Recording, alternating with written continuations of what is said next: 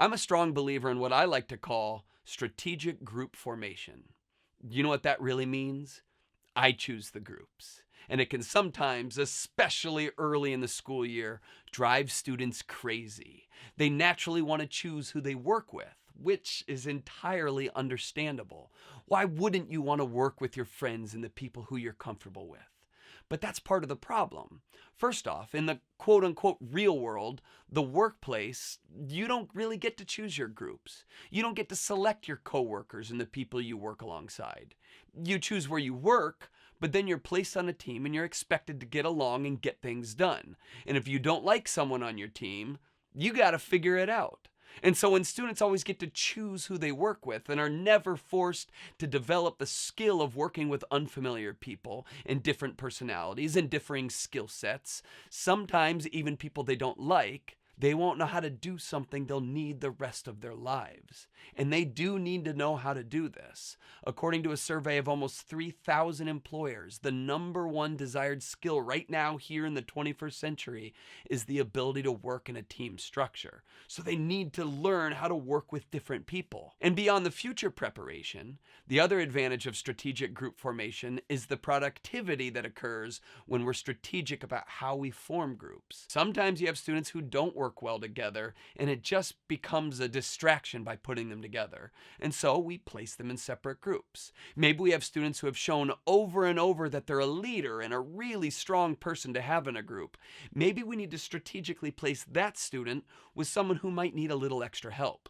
Maybe there's a group of students who continue to be logs throughout projects and just keep riding on everyone's coattails. Maybe for one project or activity, those students need to be placed together and see what it's like when there's no coattail to ride on. Or maybe you have students who keep hogging all the work and they need to be placed together to see what it's like to work with someone who can be overbearing. The point is, educators, you have a unique perspective over your classroom and all of the social dynamics, and you can use that perspective to form effective groups. But to do this well, you have to know your students, which can be challenging early in the school year before you know some of their skill levels and tendencies and personalities. So just be aware that sometimes at the beginning of the year, it can be a little bit of a crapshoot, as group selections aren't always perfect when you don't know your students yet. But that being said, there are some ways to make educated guesses about group selection. It can help to survey your students early on and gain some insight that way. In the resources for this session, I have a survey that you can use.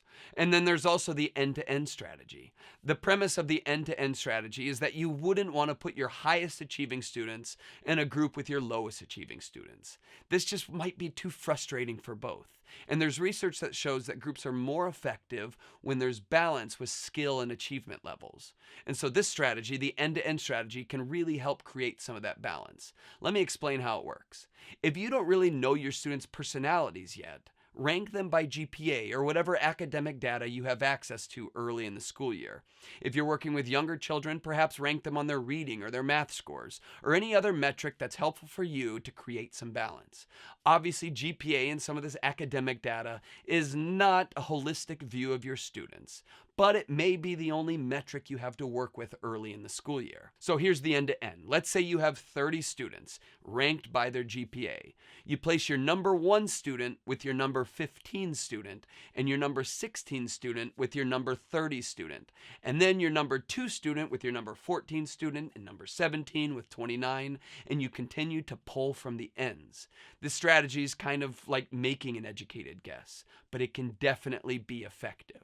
But once you start getting to know your students, be selective about how you create your groups, always considering their potential for growth with their new group mates.